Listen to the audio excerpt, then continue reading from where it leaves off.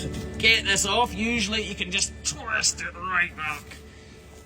Like this. Right, so that is off. This glue is incredibly hard stuff. It's really important to keep this glue thick. So sometimes you'll push a block on really hard and all the glue spurts out the side. When you put a block on like this, you want to put it on like this and gently agitate it, but not squeeze the glue out. In the case of our glue, the glue is easily the strongest component, so you want a lot of glue between the block and the hoof, and that is the key to block retention. Right, I'll just get rid of the rest of this glue and crack on with the trim.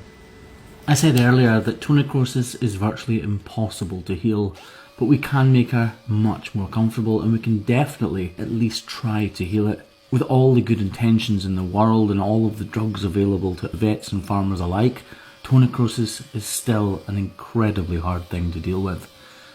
But sometimes, just sometimes, you can heal the problem. Which is why I'm still going to do everything in my power to help this cow begin that healing process, or at least continue it. Right, so it's time to apply the block, and this is crucial. Some people don't do this properly. They do it nearly correct, but not correctly, and that's why they lose blocks.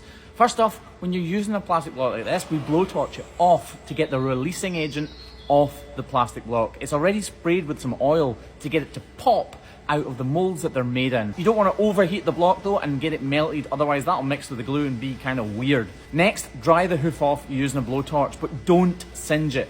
If you singe it, the singed part of the hoof will fall away and the block will not stick to something that's fallen away from the rest of the hoof. Well, it will, but it won't be on the hoof anymore. So do not singe the cow's foot.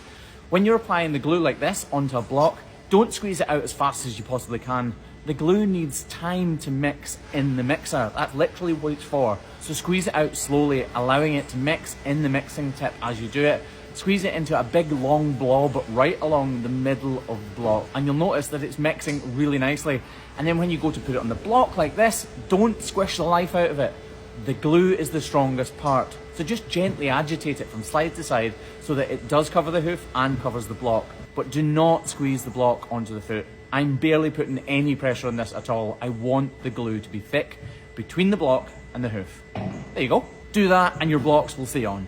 So you'll notice now this is placed further back on our heel. Yes, there's a bit of an overhang, but Hoof Grip Pro is strong enough that this will not crack off. Hopefully, because this is further back on her foot, she'll stand up more correctly, she'll walk more correctly, and most importantly, she won't stretch the tender flexion that's in here. Right, time to actually treat the necrosis.